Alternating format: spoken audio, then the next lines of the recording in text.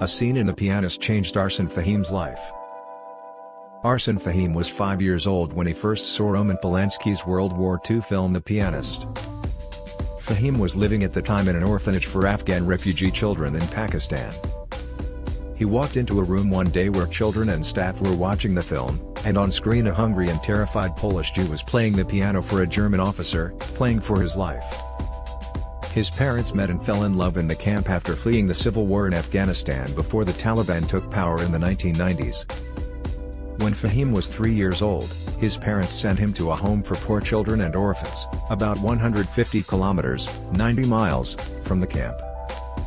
Fahim's mother didn't have a job and his father worked as a teacher in the camp. In the years after he saw The Pianist, the film tells the true story of Holocaust survivor Ladislav Spielmann. Fahim filled his head with thoughts of playing. "All those years, I dreamed that one day I could touch a real piano and make beautiful sounds from it," he said. The family settled in the capital Kabul, where both Fahim's parents found jobs as teachers. One day later that year, Fahim was at a children's learning center in the city. From behind a closed door of the room came this wonderful sound. Someone was playing a beautiful piece of music on the piano, he said.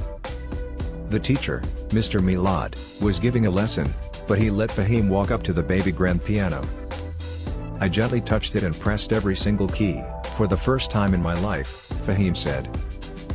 Fahim learned that the piece he had heard and fallen in love with was by Polish composer Frédéric Chopin. Later he would learn that the music in that fateful scene in The Pianist was also written by Chopin, Nocturne No. 20 in C-sharp minor. It was the piece Ladislav Spielmann had played to save his real life. Fahim took his first piano lesson that day. Before long, he learned that Afghanistan had a National Institute of Music, founded in 2010 by Dr. Ahmad Sarmast, with international support, to bring music education to disadvantaged children. Fahim applied for a place at the institute to study piano and composition. "My parents told me I would not be able to get a job if I studied music," he said. "They feared that my life would be in danger for taking up music and playing a Western instrument." During Taliban rule in Afghanistan from 1996 to 2001, music was banned. 2 years after Fahim joined the music school, a suicide bomber targeted a student concert there, killing one person in the audience. Fahim had planned to attend the concert to show support for his fellow students, but was ill that day. Last year, a foreign diplomat gave him an electronic keyboard when he left the country. "But I can only practice at home a little because there are power cuts all the time," Fahim said. He also plays his own compositions dedicated to people killed in the ongoing conflict in Afghanistan. In 2015, Fahim joined thousands of people marching through the streets of Kabul demanding justice for Farkhunda Malikzada, a 27-year-old woman who was beaten to death by a mob after she was falsely accused of burning the Quran. The incident shocked the country and made headlines around the world. "I realized how backward Afghanistan was and how much we have to do to pull ourselves ahead," he said.